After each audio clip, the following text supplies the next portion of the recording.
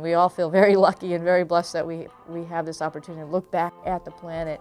And you just want to share that with people. You want to get the best camera, the best pictures out there, because even with those things, you can't really duplicate what we see with our own two eyes while we're in the spacecraft. It's just an amazing planet, an amazing universe. I was born in Cleveland, Ohio, but grew up in Needham, Massachusetts, so I consider Massachusetts my hometown. Went to public schools in Needham.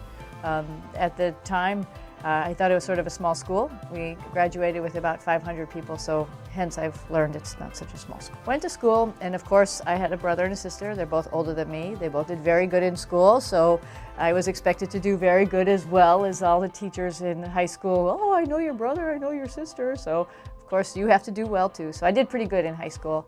And when I graduated, I was hoping to go to college somewhere in the area, because of course Boston has great schools. But much to my dismay, when I was 17 years old, I actually didn't get into my first choices of college. So I applied to the Naval Academy amongst other schools, and I got in. A story that I tell a lot of people: at the time I had really long hair, a little Indian kid, and couldn't even foresee cutting it off. And of course, first day at the Naval Academy, whoop, they chop your hair off, so that was a little shocking. You become very bonded there with your classmates. I was the class of '87. And you just want to graduate and you want to be part of that team. So after college, I went down to Pensacola, Florida, and I started flight school. Again, hoping to fly jets, but I actually got helicopters. At that point in time, there were only a couple women jet pilot opportunities, a lot more helicopter opportunities. So that's what I got. Came down here to Johnson Space Center as a tour, met John Young. He talked about flying to the moon, and he's been there twice, and so I think he knows a little bit about it. And he talked about landing on the moon and learning how to fly some type of vertical landing aircraft. And I thought to myself, wow, I already know how to do that, so maybe I should look into this a little bit more seriously. I started in 1998, and it's a little bit of a long road.